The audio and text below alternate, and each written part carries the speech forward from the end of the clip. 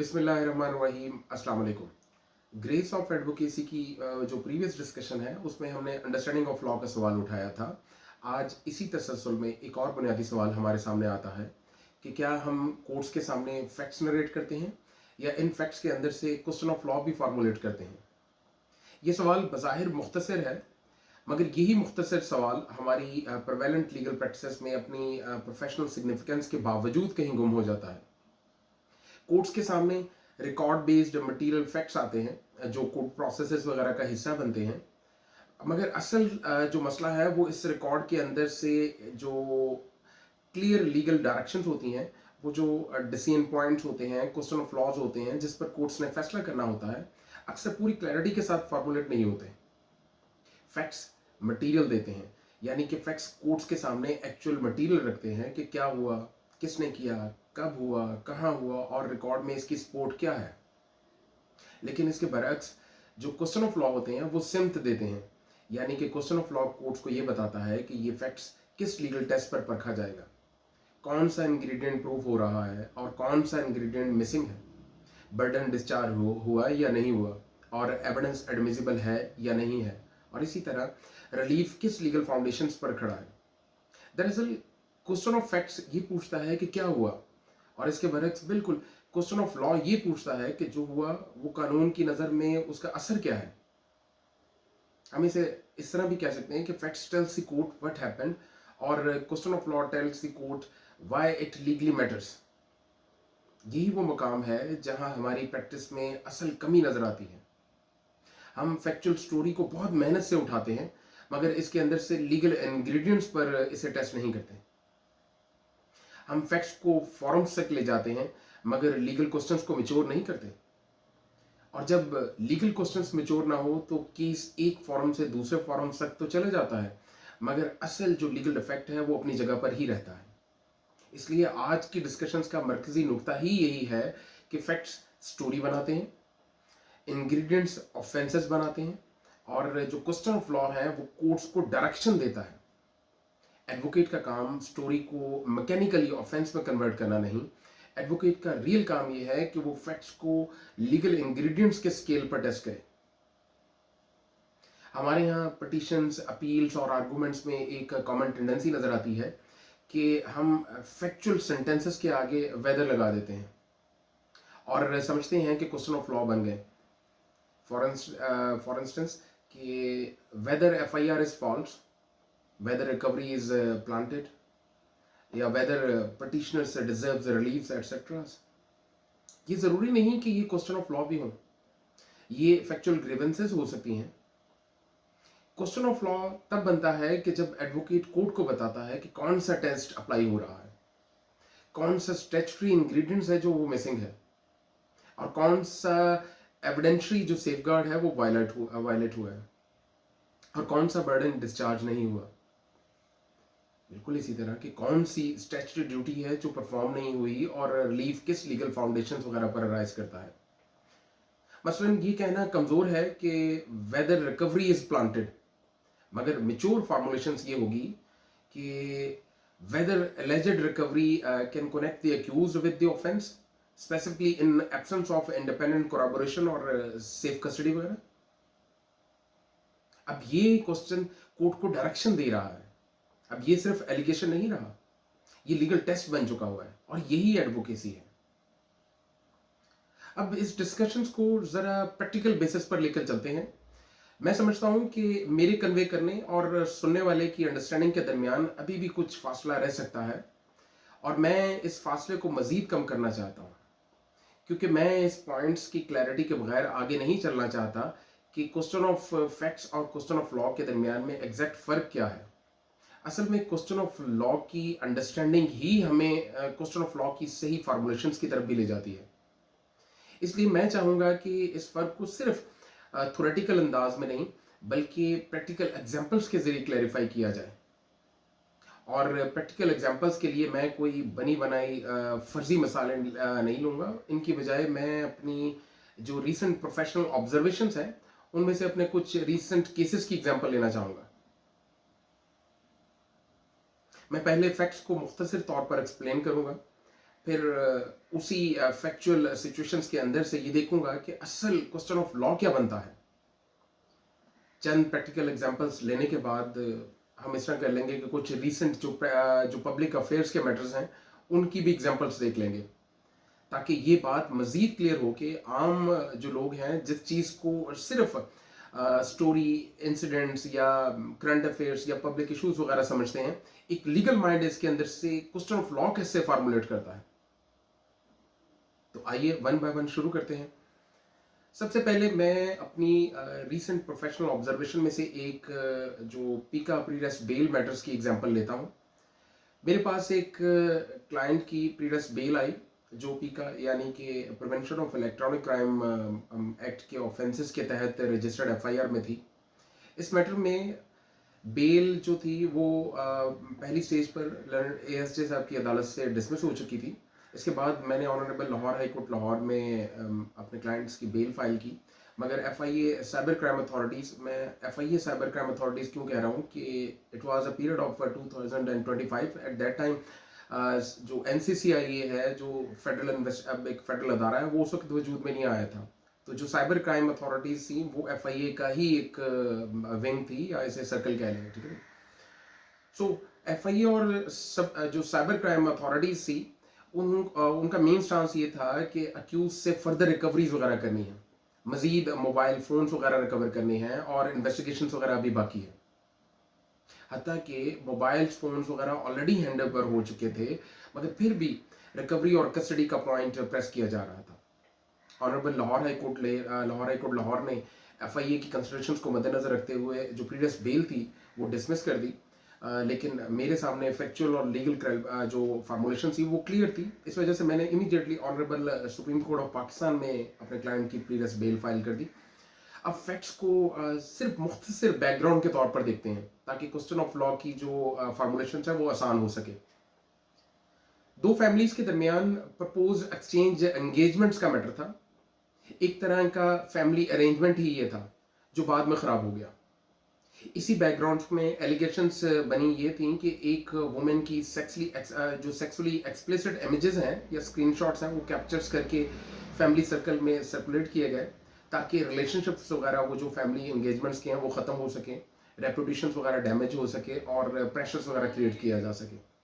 इसी फैक्चुअल जो बैकग्राउंड पर पीका एफआईआर वगैरह दर्ज हुई, जिसमें if I remember कि सेक्शन पीका सेक्शन 2021 जो मॉडेस्टी और dignity of a natural persons हैं, इसी तरह सेक्शन 24 ऑफ द पीका के साथ साथ 109 का भी एंगल शामिल किया गया था। इनिशियल एलिगेशंस असल में वो असल जो ट्रांसमिटर था या परपेट्रेटर था उसके खिलाफ थी, मगर बाद में एफआईए साइबर क्राइम अथॉरिटीज़ ने सप्लीमेंट्री स्टेटमेंट्स के जरिए मेरे क्लाइंट्स को भी इन्वॉल्व कर लिया। मेरे क्लाइंट का रोल प्रोसिक्यूशन के ओन केस के मुताबिक भी ओरिजिनल क्रिएटर या ट्रांसमिटर का नहीं था। इसे ज़्यादा से ज़्यादा फैमिली रेसिपिएंट या रिसीवर्स की पोजीशंस में शो किया जा रहा था। इसी दौरान एफआईए साइबर क्राइम अथॉरिटीज़ ने मेरे क्लाइंट्स के जो कपड़े के गोडाउन थे उन पर भी रेड कंडक्ट की। वहाँ से सीसीटीवी फुटेज, कैमराज, डिवाइसेस और इसी तरह इलेक्ट्रॉनिक इक्विपमेंट्स वगैरह अपनी कस्टडी में ले लिए, मगर बाद में इन रिकवरीज को प्रॉपरली एक्नॉलेज वगैरह नहीं किया। इस कंडक्ट के खिलाफ, जो रिकवरीज वगैरह को एक्नॉलेज नहीं करना के खिलाफ कंप्लेंट्स वगैरह भी हुई और इंडिपेंडेंट इंक्वायरीज के जरिए इन्वेस्टिगेशंस कंडक्ट पर सीरियस क्वेश्चंस वगैरह भी राइज हुए। इस तरह जो मोबाइल फोन्स रिकवरी मेमोज के जरिए कस्टडी में जो पहले ही आ चुका हुआ था, इसे टाइमली फोरेंसिक एग्जामिनेशंस के लिए भी प्रॉपरली प्रोसेस नहीं किया गया था।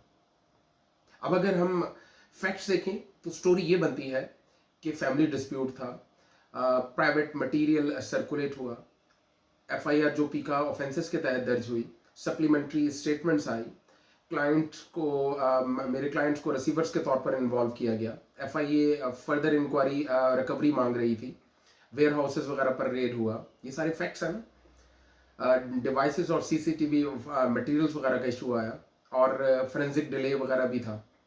लेकिन मेरा क्वेश्चन यहाँ फैक्ट्स नरेट करना नहीं था।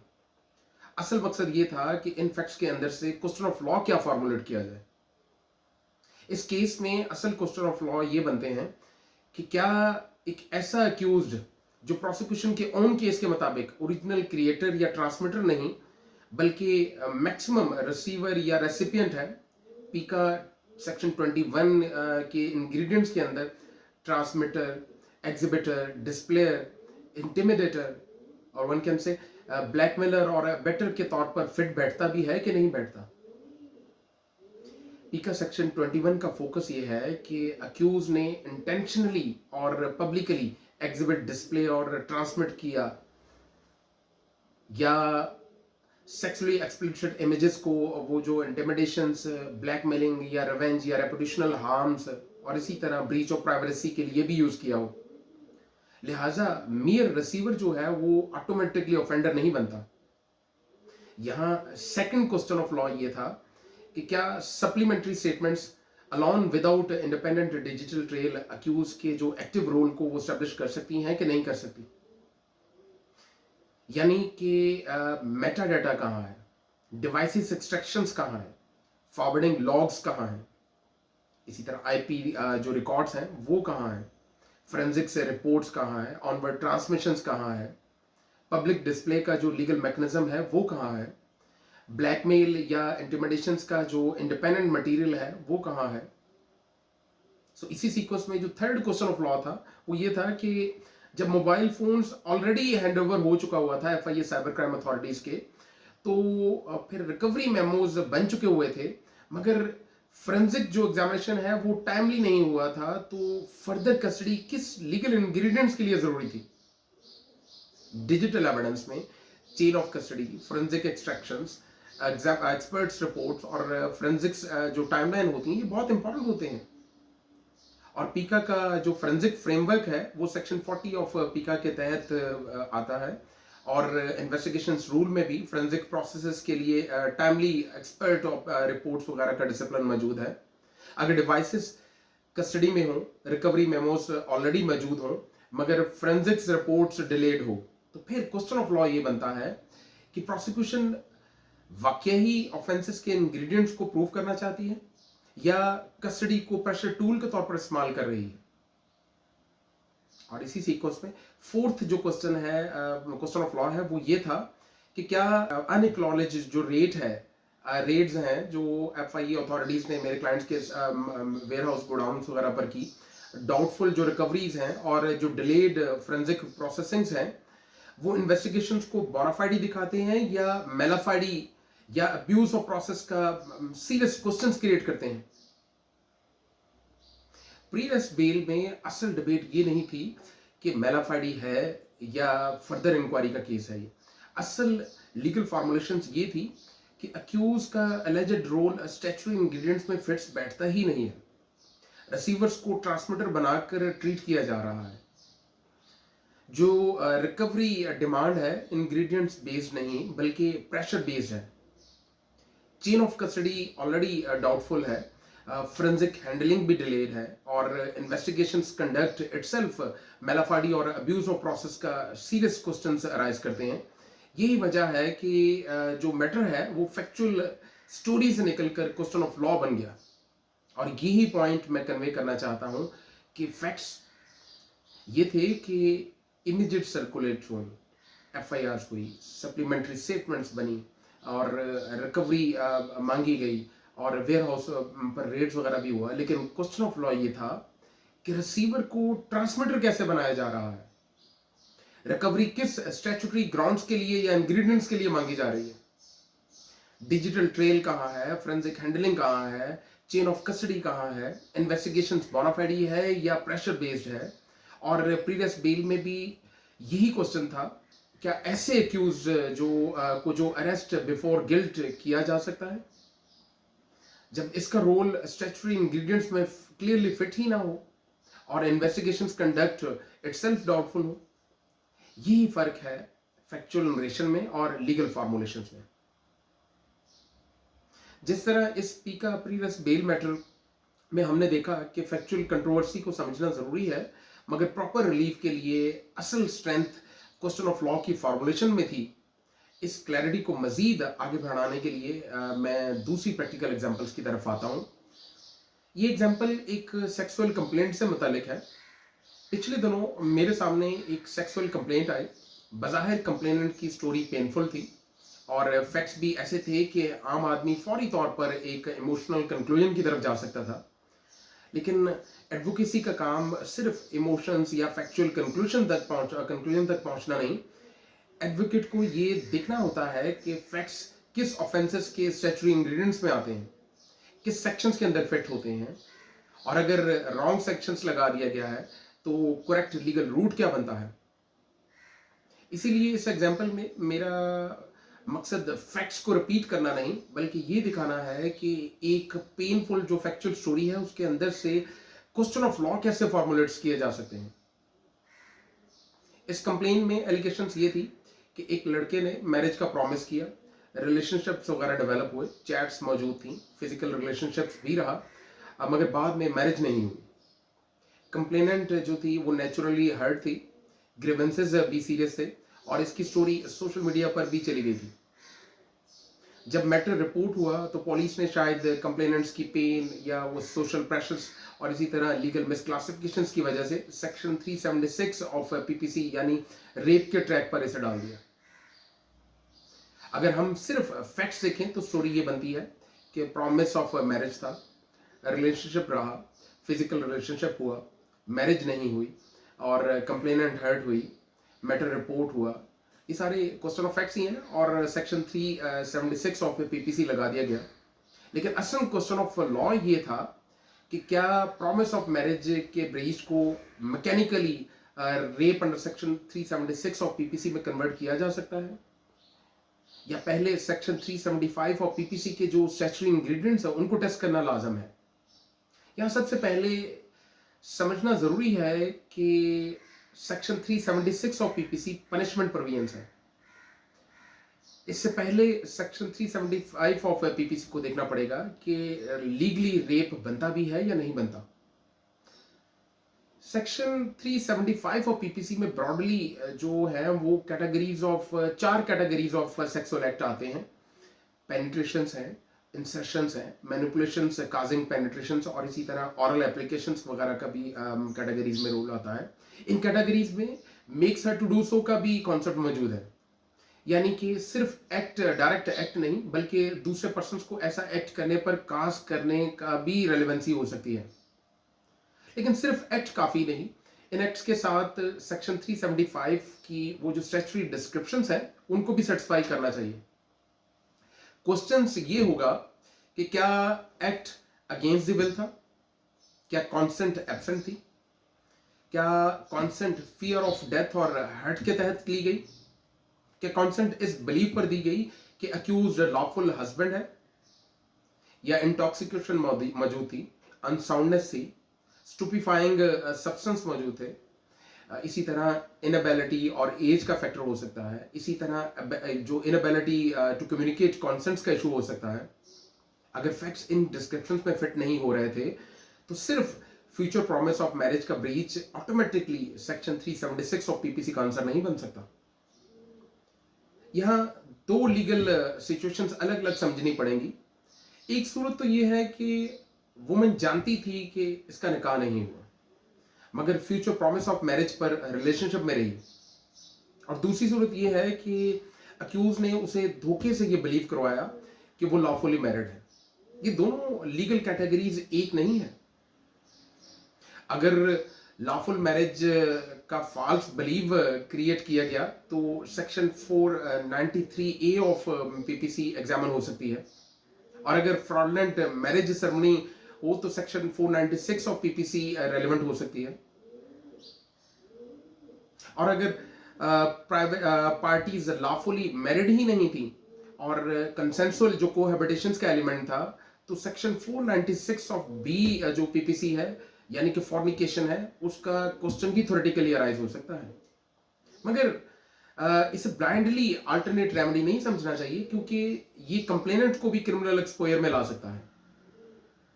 और अगर इसी तरह थ्रेट्स, ब्लैकमेल्स, प्राइवेट इमेजेस या साइबर हरासमेंट्स या डिजिटल एक्सप्लॉयटेशन वगैरह हो तो पीका या अलाइड जो लीगल रूट्स है वो फैक्ट्स के मुताबिक एग्जामिन होंगे।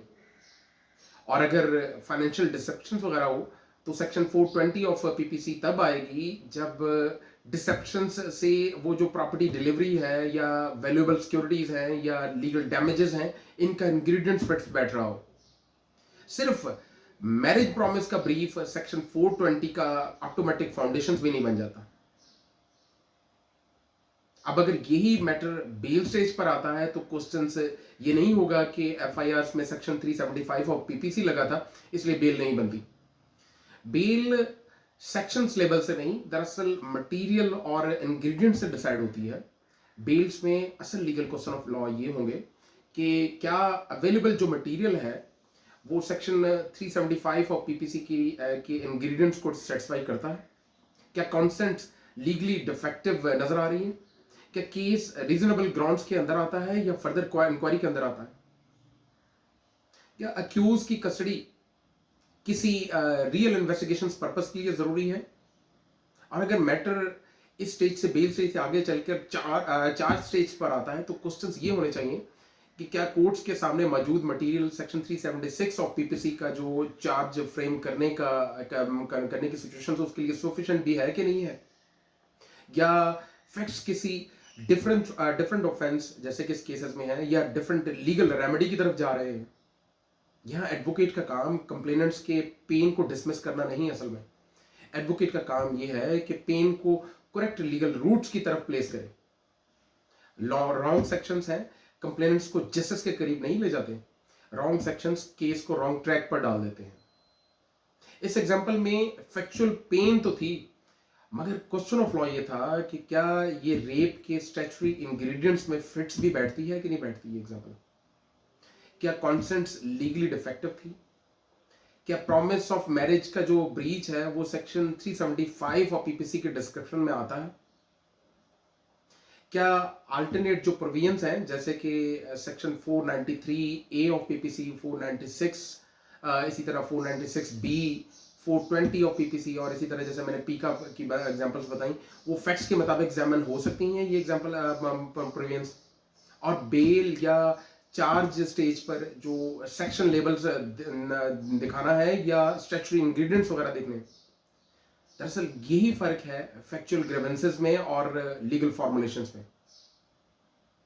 इसी तरह एक तीसरी जो प्रैक्टिकल एग्जांपल मेरे सामने है वो प्रोफेशनल डिसिप्लिनरी कंप्लेंट के कॉन्टेक्स्ट में आती है। ये एग्जांपल इसलिए इंपॉर्टेंट है कि यहां भी इशू सिर्फ फैक्ट्स का नहीं था, इश्यूज ये था कि एक फैक्चुअल रिप्लाई को लीगल जो रिप्लाई है उसमें कैसे कन्वर्ट किया जाए। यानी अगर क्लाइंट एडवोकेट को कोई मटेरियल दे तो क्या एडवोकेट ऑटोमेटिकली पाबंद है कि वो हर चीज कोर्ट के सामने प्रोड्यूस कर दे, या एडवोकेट पहले ये देखेगा कि वो मटेरियल लीगली रेलिवेंट है या नहीं, एडमिसिबल भी है कि नहीं है, और इसी तरह ऑथेंटिकेटेड है या नहीं, या प्राइवेसी इन्वेसिव या स्कैंडलस तो नहीं, और कोर्ट असिस्टेंस के लिए वाकई जरूरी है या नहीं। इसी पॉइंट को क्लैरिफाई करने के लिए मैं एक फैमिली मैटर से रिलेटेड जो है वो पंजाब बार डिसिप्लिनरी कंप्लेंट्स की एग्जांपल्स लेता हूं। इस मैटर में एक क्लाइंट ने अपने एडवोकेट को एक यूएसबी दी जिसमें इसकी स्पाउसेस की एलिजेड प्राइवेट वीडियोस या चैट्स और पास्ट रिलेशनशिप मटेरियल्स मौजूद था। क्लाइंट का मौकफ ये था कि मटेरियल कोर्ट में प्रोड्यूस किया जाए। एडवोकेट ने प्रोफेशनल जजमेंट अप्लाई करते हुए वो मटेरियल कोर्ट में प्रोड्यूस नहीं किया। इसके बाद क्लाइंट ने एडवोकेट के खिलाफ पंजाब बार के जो डिसिप्लिनरी फॉरम है उसमें कंप्लेंट दी कि एडवोकेट ने इसका दिया हुआ मटेरियल जो है वो कोर्ट में प्रोड्यूस नहीं किया, इसलिए इसने मिसकंडक्ट किया या इस मिसकंडक्ट का मुर्तकिब हो गया। मेरे सामने पहले जो रिप्लाई आया वो ज्यादातर फैक्चुअल रिप्लाई था। इसका बेसिक स्टांस ये था कि यूएसबी जो है प्रोड्यूस नहीं की गई, मटेरियल डाउटफुल था और सोर्स क्लियर नहीं था और एडवोकेट ने इसे मुनासिब नहीं समझा। ये फैक्ट्स अपनी जगह इंपॉर्टेंट थे, मगर डिसिप्लिनरी फॉरम्स के सामने असल क्वेश्चन ये नहीं था कि यूएसपी दी गई या नहीं दी गई, या प्रोड्यूस हुई या नहीं हुई।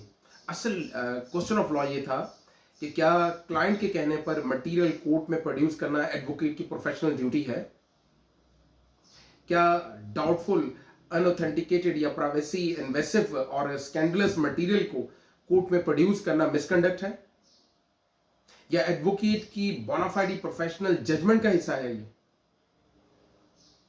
यहाँ लीगल फॉर्मुलेशंस ये बनती है कि एडवोकेट क्लाइंट का कोई मेयर मैनेजर नहीं होता, advocate officer of the court भी होता है।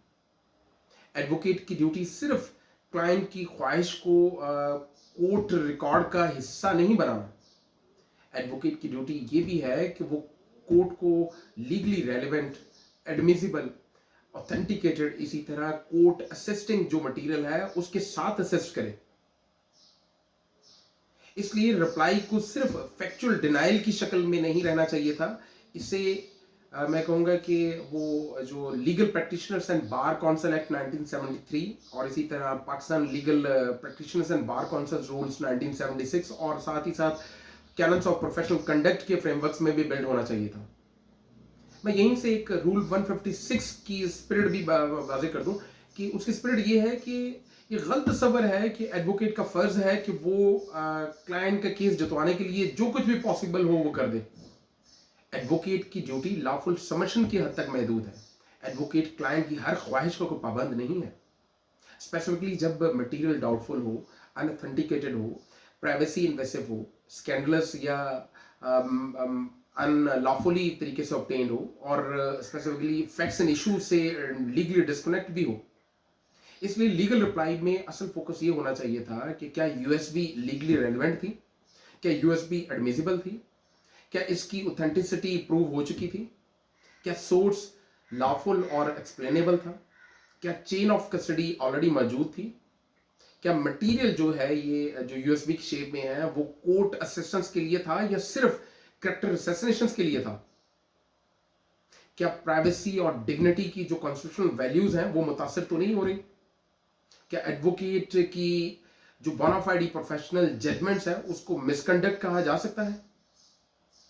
यहां फैक्चुअल रिप्लाई कहता है कि यूएसबी प्रोड्यूस नहीं हुई, लेकिन लीगल रिप्लाई कहता है कि एडवोकेट लीगली बाउंड नहीं था कि डाउटफुल, अनऑथेंटिकेटेड या प्राइवेसी इन्वेसिव और इसी तरह लीगली इररिलेवेंट जो मटेरियल है को वो कोर्ट को प्रोड्यूस करे, बल्कि इसका प्रोफेशनल ड्यूटी यही थी कि वो रेलेवेंसी, एडमिसिबिलिटी, ऑथेंटिसिटी और प्राइवेसी, डिग्निटी और कोर्ट असिस्टेंस के जो लीगल फिल्टर्स हैं उनमें से मटेरियल को गुजारे।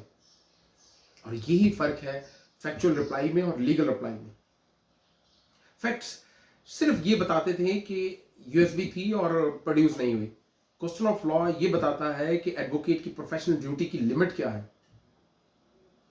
क्लाइंट इंस्ट्रक्शंस की लीगल वैल्यू क्या है, कोर्ट असिस्टेंस का स्टैंडर्ड क्या है। ये सारी चीजें क्वेश्चन ऑफ लॉ की फॉर्मेट्स में आ जाती है ना। ये एग्जांपल्स भी उसी सेंट्रल थीम को प्रूव करती है कि एडवोकेसी फैक्ट्स का जवाब देने का नाम नहीं, एडवोकेसी फैक्ट्स को लीगल फ्रेमवर्क्स में कन्वर्ट करने का नाम है। अब यही फर्क रीसेंट पब्लिक अफेयर्स में भी नजर आता है।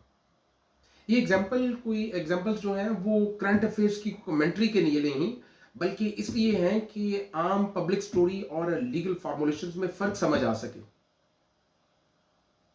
हम प्रोसीड करते हैं। हानिया अहमद केस में पब्लिक स्टोरी ये थी कि ये केस तो सभी जानते हैं, सोशल मीडिया पर अक्सर वायरल हो चुका हुआ है डिटेल में, कि चकवाल में रॉबरी इंसिडेंट रिपोर्ट हुआ, सीसीडी और पुलिस रिस्पांस आया, फायरिंग हुई, फैमिली व्हीकल हिट हुई, 9 साल जो हानिया अहमद है वो जान से गई, फादर और उसके ब्रदर हैं वो इंजर्ड हुए, और बाद में ऑफिशियल नैरेटिव आया कि क्रॉस फायर है या वो जो मिस्टेकन फायरिंग है या रॉबरी रिस्पांस का ये मैटर था। एफआईआर जो है वो सेक्शन 302, मेरा ख्याल है कि 4 दिनों बाद 302 का भी एंगल आया इसमें। अक्यूज कांस्टेबल है वो अरेस्ट और जुडिशियल कस्टडी वगैरह में गया, प्रेस कॉन्फ्रेंसेस वगैरह हुई, सोशल मीडिया डिबेट्स हुई, और सबसे बढ़ के कि ऑस्ट्रेलियन बैकग्राउंड होने की वजह से इंटरनेशनल कंसर्न भी सामने आया। और साथ ही साथ रिपोर्ट्स के मुताबिक जो पोस्टमार्टम और मेडिकल लीगल्स वगैरह के मटेरियल्स में मल्टीपल फायर आर्म वॉन्ड्स वगैरह सामने आए। बाज़ रिपोर्ट्स 10 या 11 फायर आर्म वॉन्ड्स जो कि चेस्ट, एब्डोमेंस, थाइस, इसी तरह आर्म्स और वाइटल ऑर्गन्स तक इंजरी का जिक्र करती हैं। ये सब क्वेश्चन ऑफ फैक्ट्स हैं कि क्या हुआ, किसने फायर किया, कितने फायर हुए, गाड़ी की पोजीशंस क्या थी, हानिया किस सीट पर बैठी थी, फादर और ब्रदर कैसे इंजर्ड हो गए, और इसी तरह पोस्टमार्टम का क्या कहता है, व्हीकल डैमेज क्या कहती है, सीसीटीवी वर्जन्स क्या है, या इंजर्ड पर्सन्स का वर्जन्स क्या है। इसी तरह एफआईआर्स कब हुई और इन्वेस्टिगेशंस किसके पास रही। लेकिन एडवोकेट का माइंड यहीं नहीं रुक जाता इन लीगल फैक्ट्स तक। सबसे पहले ये समझना होगा कि क्रॉस फायर कोई जो इंडिपेंडेंट लीगल डिफेंस या सेपरेट ऑफेंस तो नहीं। क्रॉस फायर एक फैक्चुअल एक्सप्रेशन है और लॉ इसे लीगल टेस्ट पर परखता है। अगर पुलिस कहती है कि क्रॉस फायर थी तो क्वेश्चन ऑफ लॉ ये होगा कि क्या firing lawful use of force थी, क्या ये प्राइवेट डिफेंस के फ्रेमवर्क में आती है, क्या अरेस्ट एप्रीहेंशन के दौरान फोर्स लीगली परमिसिबल थी, क्या टारगेट आइडेंटिफिकेशन हुई, क्या वार्निंग्स वगैरह दी गई, क्या मिनिमम जो फोर्स है वो इस्तेमाल हुई, और क्या पैसेंजर्स कैबन्स पर फायर करना नेसेसिटी और प्रोपोर्शनेट था, और इसी तरह क्या जो इनोसेंट पैसेंजर्स हैं उनको अवॉइड करने के लिए कोई प्रिकॉशंस वगैरह लिए गए। यहाँ पीपीसी सेक्शंस 96 से लेकर 106 तक जो प्राइवेट डिफेंस के फ्रेमवर्क्स को रेलिवेंट बनाते हैं, थोड़ी सी इनकी वजाहत कर दूं, इवन दो के टाइम शॉर्ट है और ऑलरेडी हमारी डिस्कशंस लंबी हो गई है। सेक्शन 96 ऑफ पीपीसी जो है वो राइट ऑफ प्राइवेट डिफेंस में किए गए जो एक्ट्स हैं उनको ऑफेंस नहीं मानता। सेक्शन 97 जो ऑफ पीपीसी है वो बॉडी और प्रॉपर्टी डिफेंसेस का राइट देता है। सेक्शन 99 इन्हीं राइट्स की लिमिटेशंस भी बताता है। सेक्शन 100 डेथ काजिंग फोर्स को सीरियस जो एप्रीहेंशंस ऑफ डेथ हैं, ग्रीवियस हर्ट्स हैं, इसी तरह साथ ही साथ रेप और किडनैपिंग वगैरह जैसे हालात तक ले जाता है। Section 103 of PPC property defence में रॉबरी वगैरह के कॉन्टेक्स्ट में जो डेथ काजिंग फोर्स के क्वेश्चंस को देखता है। लेकिन हर जगह लीगल टेस्ट यही है कि डेंजर रियल और इमिनेंट था या नहीं था, फोर्स नेसेसिटी था या नहीं थी, फोर्स प्रोपोर्शनेट थी या नहीं थी, और लिमिट्स क्रॉस हुई या नहीं हुई। बिल्कुल इसी तरह सेक्शन सीआरपीसी का सेक्शन 46 अरेस्ट के दौरान फोर्स के यूज का फ्रेमवर्क देता है। Section 46(2) of CrPC arrest, resist या अवेट करने वाले पर्सन्स के खिलाफ नेसेसरी मीन्स की इजाजत भी देता है। लेकिन साथ ही साथ सेक्शन 46(3) ऑफ सीआरपीसी इसी पावर्स को अनलिमिटेड नहीं बनाता। Death causing force her case में अनलॉफुल नहीं होती। इसीलिए अगर पुलिस रॉबरी रिस्पॉन्स या अरेस्ट ऑपरेशंस का प्ले ले तो भी क्वेश्चन यही होगा कि लॉफुल अथॉरिटी कहाँ है, नेसेसिटी कहाँ है, प्रोपोर्शनैलिटी कहाँ है, पॉजिटिव आइडेंटिफिकेशंस कहाँ है, और इनोसेंट व्हीकल्स पर फायर की जो लीगल जस्टिफिकेशंस है वो कहाँ है। अगर ऑफिशियल फायरिंग नैरेटिव जो है वो मेडिकल एविडेंस, जो बुलेट ट्रेजेक्टरी है और व्हीकल डैमेज और बैलिस्टिक मैचिंग से मैच नहीं करता, तो क्वेश्चन ये बनता है कि क्या ऑफिशियल नैरेटिव ट्रूथफुल है, क्या एफआईआर कंप्लीट है या सिलेक्टिव है, क्या इन्वेस्टिगेशन फेयर है, क्या जो एविडेंस है वो प्रिजर्व हुआ, और क्या फॉल्स और मिसलीडिंग रिपोर्ट्स वगैरह बनाई गई, और क्या एक कांस्टेबल्स को फ्रंट पर रखकर कमांड, ऑपरेशंस और सुपरवाइजरी फेलियर्स को शील्ड तो नहीं किया गया। और अगर किसी पब्लिक सर्वेंट्स ने नोइंगली फॉल्स इंफॉर्मेशन दी या इनकरेक्ट रिकॉर्ड बनाया और एविडेंस हाइड की या ऑफेंडर को स्क्रीन करने की कोशिश की, तो फैक्ट्स के मुताबिक वो जो पीपीसी के सेक्शंस हैं 201 और इसी तरह 217, 218, 182 और 203 और मैं कह सकता हूँ कि 211 ऑफ पीपीसी एग्जामिन हो सकते हैं। मैं थोड़ी सी इनकी भी वजाहत कर दूं कि सेक्शन 201 जो है पीपीसी का वो एविडेंस डिसअपियर करने या फॉल्स इंफॉर्मेशन से देकर ऑफेंडर्स को पनिशमेंट से बचाने से मुतालिक है। सेक्शन 217 है जो पीपीसी का, वो पब्लिक सर्वेंट्स की लॉ की डायरेक्शन डिसओबे करने से मुतालिक है, अगर इंटेंट किसी को पनिशमेंट से बचाना हो। सेक्शन 218 पब्लिक सर्वेंट्स की वो जो इनकरेक्ट रिकॉर्ड और राइटिंग्स बनाने से मुतालिक है। सेक्शन 182 और 203 जो है वो फॉल्स इंफॉर्मेशन से मुतालिक है। और लास्ट में सेक्शन 211 जो है वो फॉल्स चार्ज के एंगल को फैक्ट्स के मुताबिक देखना है। इसी तरह पॉलिस ऑर्डर 2002 और इसी पॉलिसी ऑर्डर 2002 के अंदर जो आर्टिकल 155 और 156 है, पुलिस मिसकंडक्ट और abuse of abuse of police powers के कॉन्टेक्स्ट में भी रेलेवेंट हो सकते हैं ये।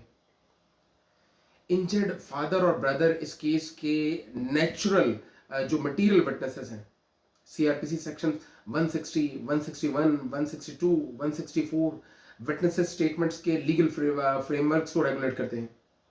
और अगर इंजर्ड पर्सन्स प्रेशर्स या हरासमेंट्स और फियर फेस कर रहा हो तो पंजाब विटनेसेस प्रोटेक्शन एक्ट वो जो 2018 का है उसका जो प्रोटेक्टिव फ्रेमवर्क है वो भी रेलेवेंट हो सकता है। इसीलिए क्वेश्चन ऑफ लॉ यहाँ भी ये बनना चाहिए था कि क्या इंजर्ड विटनेस की स्टेटमेंट आजादाना माहौल में रिकॉर्ड हुई, क्या इन्हें प्रेशर फ्री जो प्रोटेक्शंस वगैरह हैं वो मिली, क्या सीआरपीसी स्टेटमेंट 164 की जरूरत थी, क्या इन्वेस्टिगेशंस ने इंजर्ड पर्सन्स को सेंट्रल एविडेंस के तौर पर ट्रीट किया। अब जेआईटी या इंडिपेंडेंट इन्वेस्टिगेशंस का क्वेश्चंस भी इसी से निकलता है। सीआरपीसी के सेक्शन 154, 156, इसी तरह 157, 173, 174 और 176 सारे सेक्शंस जितने भी सीआरपीसी के हैं ये एफआईआर, इन्वेस्टिगेशंस, फाइनल रिपोर्ट और अनलॉफुल या अननेचुरल जो इंक्वायरी या डेथ इंक्वायरी है और इसी तरह साथ ही साथ मैजिस्ट्रियल इंक्वायरी है उनके फ्रेमवर्क्स को भी यहाँ रेलिवेंट बना देते हैं। अगर एक्यूज पुलिस या सीसीडी पर्सनल है और एविडेंस पुलिस कस्टडी में है और कमांड रिस्पॉन्सिबिलिटी पुलिस हायरार्की से मुतालिक है और इंजर्ड पर्सन्स या फैमिली को लोकल इन्वेस्टिगेशंस पर कॉन्फिडेंस भी नहीं रहा तो क्वेश्चन ऑफ लॉ ये बन सकते हैं कि क्या इन्वेस्टिगेशंस सेम पुलिस इकोसिस्टम में फेयर रह सकती है, क्या इंडिपेंडेंट पुलिस टीम या होम डिपार्टमेंट की जो नोटिफाइड जीआईटी है या जुडिशली मॉनिटर्ड जो मैकेनिज्म है वो फेयर इन्वेस्टिगेशंस के लिए जरूरी है।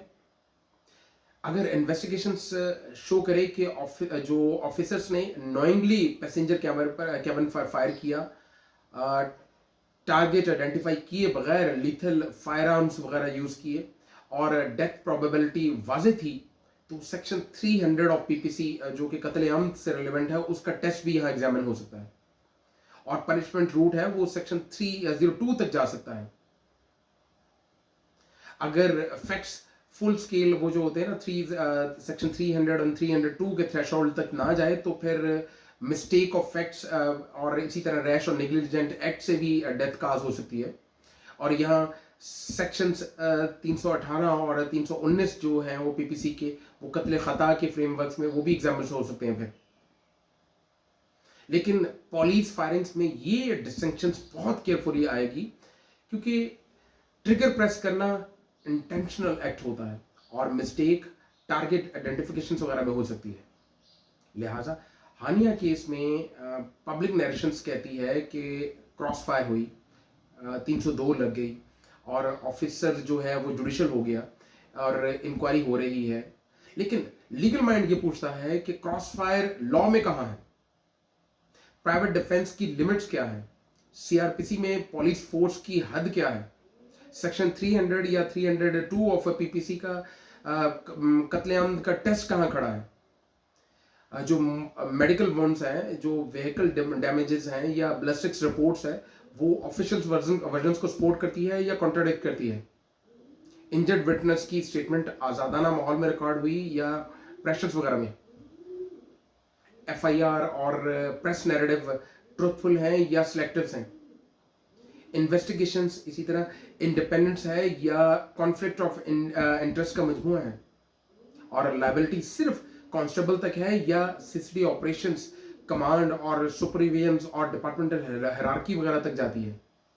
दरअसल यही फर्क है फैक्ट नरेशंस में और क्वेश्चन ऑफ लॉ की फॉर्मुलेशंस में। अब इसी तरह कोयटा सिविल हॉस्पिटल्स में वो जो डॉक्टर मानूर नासिर थी उन पर एसिड्स और कोहेसिव सब्सटेंस अटैक्स की एग्जांपल ही हम देख लेते हैं।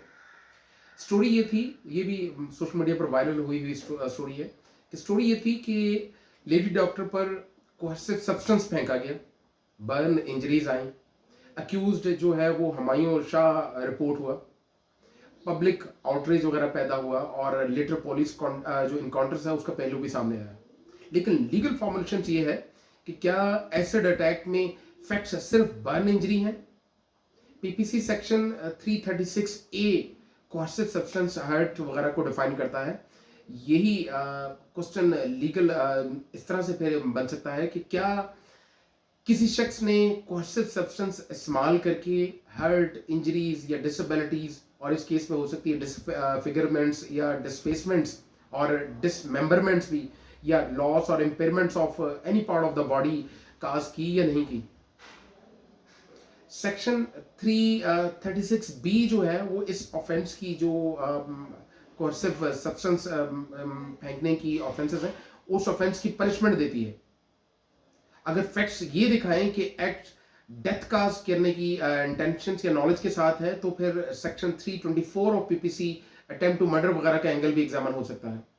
लीगल क्वेश्चंस ये है कि सब्सटेंस क्या था, क्या वो कोहर्सिव सब्सटेंस ही था, कंटेनर रिसीव हुआ या नहीं हुआ, सैंपल सील हुआ या नहीं हुआ, फोरेंसिक्स लैब को भिजवाया गया या नहीं भिजवाया गया, मेडिकल बोर्ड्स ने बर्न परसेंटेज या डिसफिगरमेंट्स और इस तरह डिसेबिलिटीज, आईज जो आई साइट्स और परमानेंट जो डैमेजेस हैं उनके बारे में क्या ओपिनियंस दी।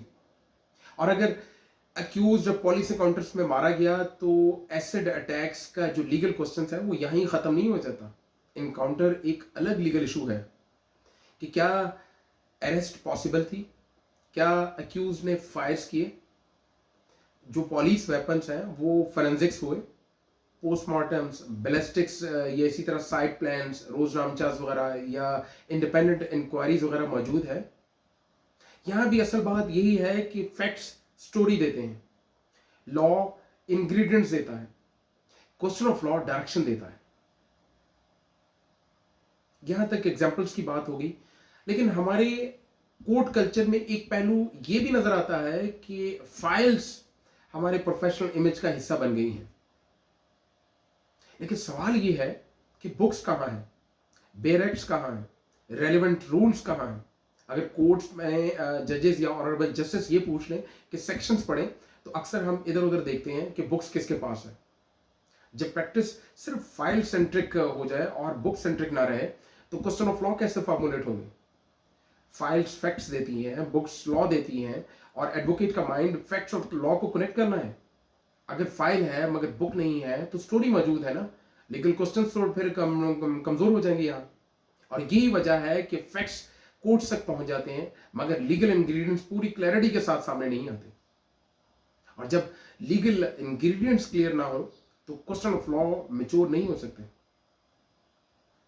यहां एक और बात भी समझने की है कि जो लाइफ ऑफ लॉ है वो लॉजिक में नहीं बल्कि एक्सपीरियंस में है।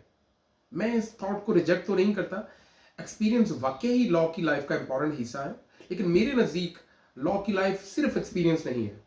लॉ की असल life experience with legal conscience है।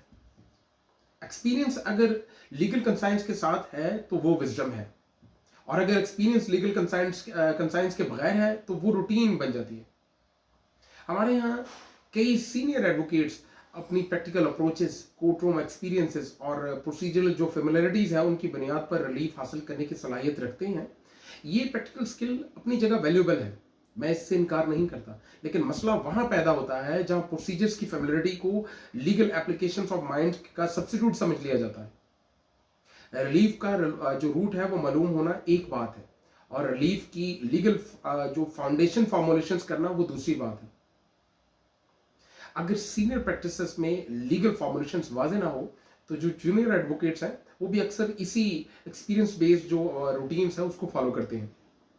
नतीजतन रेडीमेड फॉर्मेट्स उठते हैं, बेल एप्लीकेशंस के नमूने कापी होने लगते हैं, स्पुर्दगी, हाजिरी माफ़ी और इसी तरह इंटरम रिलीफ या रूटीन एप्लीकेशंस वगैरह के ड्राफ्ट बगैर लीगल माइंड सप्लाई किए हुए फाइल्स का हिस्सा बन जाते हैं।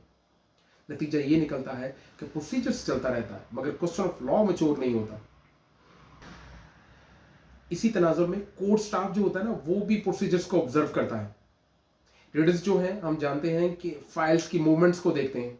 अहलमत जो हो कोर्ट का है, अगर कोर्ट प्रेमिसेस के अंदर ही बैठा है तो वो डेट्स, नोटिस, समन्स, वारंट्स, इसी तरह रिकॉर्ड्स वगैरह का सभी फ्लो समझता है। और जो क्लर्क्स हैं हमारे चैम्बर्स वगैरह के, वो फाइलिंग रिक्वायरमेंट्स और रूटीन फॉर्मेट्स वगैरह जान लेते हैं। लेकिन ऑब्जर्वेशंस और लीगल एप्लीकेशंस एक चीज नहीं है। कोर्ट स्टाफ कोर्ट प्रोसेसेस को फैसिलिटेट कर सकता है मगर लॉ को लीगल कंसाइंस के साथ प्रेजेंट करना सिर्फ एडवोकेट का ही मनसब है। टिकट्स लगाना एक प्रोसीजरल एक्ट है, लेकिन एडवोकेट को यह मालूम होना चाहिए कि टिकट किस लॉ के तहत लग रही है, इसका लीगल पर्पस क्या है, कोर्ट फी और स्टैम्प ड्यूटी सिस्टम्स को कैसे सपोर्ट कर रही है, और फाइलिंग्स ये जो फाइलिंग है वो फाइलिंग्स लॉफुल प्रोसेस का कैसे हिस्सा बनाती है। इसी तरह बेल बॉन्ड्स या मुचलके होते हैं जो उनका प्रिंटेड फॉर्म्स फिल कर देना रूटीन कंप्लायंस लग सकता है, लेकिन एडवोकेट जो है उनको मालूम होना चाहिए कि सेक्शन 499 ऑफ सीआरपीसी जो बॉन्ड ऑफ अक्यूज और श्योरिटीज का फ्रेमवर्क देते हैं, और इसी तरह सेक्शन 500 ऑफ सीआरपीसी जो बॉन्ड एग्जीक्यूट होने के बाद रिलीज का प्रोसेस बनाता है, और सेक्शन 501 और 502 ऑफ सीआरपीसी श्योरिटीज की डिस्चार्ज या सफिशिएंसी और इनसफिशिएंसी से मुतल्लिक हैं। इन चीजों का आगाही एक एडवोकेट्स को जरूरी है लीगल कंसाइंस के लिए। और इसी तरह बेल एप्लीकेशंस लिख देना भी एक प्रोसीजरल स्टेप हो सकता है, लेकिन सेक्शन 497 ऑफ सीआरपीसी में रीजनेबल ग्राउंड्स, फर्दर इंक्वायरीज या प्रोहिबिटरी क्लास, इन सब को लीगल टेस्ट के तौर पर फॉर्मुलेट करना एडवोकेसी है। सेक्शन 498 ऑफ सीआरपीसी में प्रीवियस बेल के अंदर से मैलाफाइड अल्टेरियर मोटिव्स या इसी तरह अरेस्ट बिफोर गिल्ट, लिबर्टी और मिसयूज ऑफ प्रोसेस को लीगल फॉर्मुलेशंस में लाना भी एडवोकेसी है। बिल्कुल इसी तरह स्पुर्दगी की एप्लीकेशन भी सिर्फ व्हीकल या आर्टिकल वापस लेने की कोई रिक्वेस्ट नहीं है, इसमें custody, ownerships, keys property, preservation of evidence, इन सब का लीगल फ्रेमवर्क मौजूद है। और साथ ही साथ हाजिरी माफी की जो एप्लीकेशन है वो भी सिर्फ एक फॉर्मल रिक्वेस्ट नहीं है, इसके पीछे भी जो एग्जाम्पशंस हैं फ्रॉम पर्सनल अपीयरेंसेस हैं, सफिशिएंट काजेस हैं, कोर्ट डिस्कशंस हैं, और जो कंडक्ट ऑफ प्रोसीडिंग्स हैं कोर्ट की, उनका लीगल सेंस मौजूद है। यही फर्क है रिलीफ हंटिंग और लीगल कंसाइंस में। प्रोसीजर्स को अप्लाई करना एडवोकेट का काम है, मगर प्रोसीजर्स को लीगल कंसाइंस के साथ अप्लाई करना ग्रेस ऑफ एडवोकेसी है। एक्सपीरियंस जरूरी है, मैं मानता हूं, मगर एक्सपीरियंस को लीगल कंसाइंस के साथ कनेक्ट करना भी जरूरी है। जिस दिन एडवोकेट फैक्ट्स को सिर्फ फैक्ट्स के तौर पर लिखना छोड़ देगा और हर फैक्ट्स के पीछे लीगल प्रोविजंस, लीगल इंग्रेडिएंट्स और लीगल कॉन्सिक्वेंसेस को देखना शुरू कर देगा, उसी दिन एडवोकेसी अपनी ग्रेस की तरफ वापस आना शुरू हो जाएगी। हम अक्सर एप्लीकेशंस का टाइटल लिख देते हैं लाइक 22A और 22B सीआरपीसी, ये बहुत रूटीन है हमारी एप्लीकेशंस में, लेकिन लीगल फॉर्मुलेशंस ये है कि अगर ग्रीवेंसेस एफआईआर रजिस्ट्रेशंस है तो question sections 22A61 of CrPC के तहत बनेगा, और अगर इशू ट्रांसफर ऑफ इन्वेस्टिगेशंस का है तो डायरेक्शंस 22A62 ऑफ सीआरपीसी के तहत फ्रेमवर्क्स में फॉर्मुलेट होगी। और अगर पब्लिक अथॉरिटी की एक्सेस, फेलियर और नेग्लेक्ट वगैरह का मामला है तो जो लीगल रूट है वो सेक्शंस 22A63 ऑफ सीआरपीसी के अंदर देखा जाएगा। इसी तरह अगर हम हाजिरी माफी की एप्लीकेशंस लिखते हैं तो सिर्फ ये लिख देना काफी नहीं कि अक्यूज हाजिर नहीं हो सकता। लीगल फॉर्मुलेशंस ये है कि पर्सनल अटेंडेंस डिस्पेंस करने का लीगल फाउंडेशंस क्या है। क्या सेक्शंस 205 ऑफ सीआरपीसी का ये केस है? क्या सेक्शंस 540A ऑफ सीआरपीसी का ये केस है? क्या अक्यूज प्लीडर्स के जरिए रिप्रेजेंटेड है, या क्या सफिशिएंट काज मौजूद है, और क्या प्रोसीडिंग्स फेयर मैनर में कंटिन्यू हो सकती है। इसी तरह एडजर्नमेंट्स वगैरह मांगना भी सिर्फ ये नहीं है कि मोहलत वगैरह दे दी जाए। क्रिमिनल प्रोसीडिंग्स में एडजर्नमेंट्स और पोस्टपोनमेंट्स वगैरह का legal issue section 344 of CrPC के फ्रेमवर्क्स में समझना पड़ता है। आर्टिकल 199 वगैरह ऑफ कॉन्स्टिट्यूशन में भी यही बात है कि सिर्फ रिट पिटिशन अंडर आर्टिकल 199 ही लिख देना लीगल फॉर्मुलेशंस नहीं है। अगर ग्रीवेंसेस देखें कि पब्लिक फंक्शनिंग की जो अनलॉफुल एक्ट और फेलियर ऑफ ड्यूटी से मुतालिक है तो फॉर्मुलेशंस ये होगी कि 199 आर्टिकल 199 सबसेक्शन 1 क्लास A1 के तहत आएगी। और अगर एक्ट, ऑर्डर और प्रोसीडिंग्स विदाउट लॉफुल अथॉरिटी और ऑफ नॉन लीगल इफेक्ट्स हैं तो आर्टिकल 199 सबसेक्शन 1 क्लास A2 के तहत रेलिवेंट होगी। और अगर इसी तरह अनलॉफुल कस्टडी है तो आर्टिकल 199 सबसेक्शन 1 क्लास B1 का रूट है। और अगर पब्लिक ऑफिस होल्ड करने की अथॉरिटी का सवाल है तो आर्टिकल 199 सबसेक्शन 1 क्लास B2 का आर्टिकल का रूट है। और इसी तरह अगर जो फंडामेंटल राइट्स के इन्फोर्समेंट्स का मैटर है तो आर्टिकल 199 सबसेक्शन 1 क्लास सी के तहत डायरेक्शंस अप्रोप्रिएट तरीके से ली जा सकती है। यही आर्टिकल 199 को मैकेनिकल लिखने और लीगल फॉर्मुलेट्स करने का भी फर्क है। जिस दिन हम न्यूज़पेपर पढ़ते हुए सिर्फ ये नहीं देखेंगे कि मर्डर हुआ, रॉबरी हुई, एसिड अटैक्स हुआ, फायरिंग्स हुई या साइबर ऑफेंसेस वगैरह हुए, बल्कि इस स्टोरी के पीछे हम इंग्रेडिएंट्स, इंटेंशंस, नॉलेज या कॉजेशंस या फोरेंसिक्स लिंक्स, एडमिसिबिलिटीज और इसी तरह बर्डन्स और लॉफुल कॉन्सिक्वेंसेस देखना शुरू कर देंगे, उसी दिन लीगल माइंड वाकई ही एक्टिवेट होना शुरू हो जाएगा। और जिस दिन क्लाइंट अपनी स्टोरी सुनाएगा और एडवोकेट सिर्फ स्टोरी नहीं सुनेगा बल्कि इसके पीछे लीगल इंग्रेडिएंट्स देखेगा, उसी दिन एडवोकेसी नरेशन से निकलकर लीगल फॉर्मुलेशंस में दाखिल हो जाएगी। और यही ग्रेस ऑफ एडवोकेसी है। ये तमाम डिस्कशंस एक ही सेंट्रल पॉइंट पर आकर खत्म होती हैं कि फैक्ट्स स्टोरी बनाते हैं, इंग्रेडिएंट्स ऑफेंसेस बनाते हैं, क्वेश्चन ऑफ लॉ कोर्ट को डायरेक्शन से देता है। और एडवोकेट का काम स्टोरी को मैकेनिकली ऑफेंस में कन्वर्ट करना नहीं, एडवोकेट का काम फैक्ट्स को लीगल इंग्रेडिएंट्स के स्केल पर टेस्ट करना है। स्ट्रॉन्ग एडवोकेसी ज्यादा पेजेस का नाम भी नहीं, ज्यादा फैक्ट्स का नाम भी नहीं, ज्यादा साइटेशंस देने का नाम नहीं। स्ट्रॉन्ग एडवोकेसी ये है कि एडवोकेट कोर्ट्स को ये बता सके कि असल पॉइंट क्या है, रिकॉर्ड का सेंट्रल या डिसाइसिव पार्ट क्या है, लॉ कहां अप्लाई हो रहा है, प्रोसीजर्स किस लीगल स्पिरिट्स क्या है और रिलीफ किस लीगल फाउंडेशंस पर खड़ा है। हमें कोर्ट्स के सामने फैक्ट्स का शोर नहीं बल्कि लीगल क्लैरिटी लेकर जानी चाहिए। हमें क्लाइंट्स की ख्वाहिश नहीं लेकर जानी चाहिए बल्कि लीगल क्वेश्चंस लेकर जाना चाहिए। हमें ग्रीवेंसेस की इंटेंसिटी नहीं बल्कि लीगल कॉन्सिक्वेंसेस दिखाना चाहिए। हमें फैक्ट्स की क्वांटिटी नहीं बल्कि फैक्ट्स की जो है वो डायरेक्शन देता है। और एडवोकेट वो ट्रेन्ड लीगल माइंड है जो फैक्ट्स को लीगल डायरेक्शंस में कन्वर्ट करता है। रिलीफ लेना वकालत है और रिलीफ को रूल ऑफ लॉ के जरिए लेना ग्रेस ऑफ एडवोकेसी है। आखिर में बात सिर्फ इतनी है कि फैक्ट्स बयान करना वकालत का आगाज है और क्वेश्चन ऑफ लॉ फॉर्मुलेट करना वकालत की मैच्योरिटी है और प्रोसीजर्स को लीगल स्पिरिट्स के साथ अप्लाई करना वकालत की इंस्टीट्यूशनल रिस्पॉन्सिबिलिटी है और कोर्ट को प्रिसाइज लीगल डायरेक्शंस देना ग्रेस ऑफ एडवोकेसी है। इसी तसलसल में हमारी अगली डिस्कशंस का सवाल होगा कि क्या हमने मफाद को मकसद पर गालिब कर लिया है। वस्सलाम।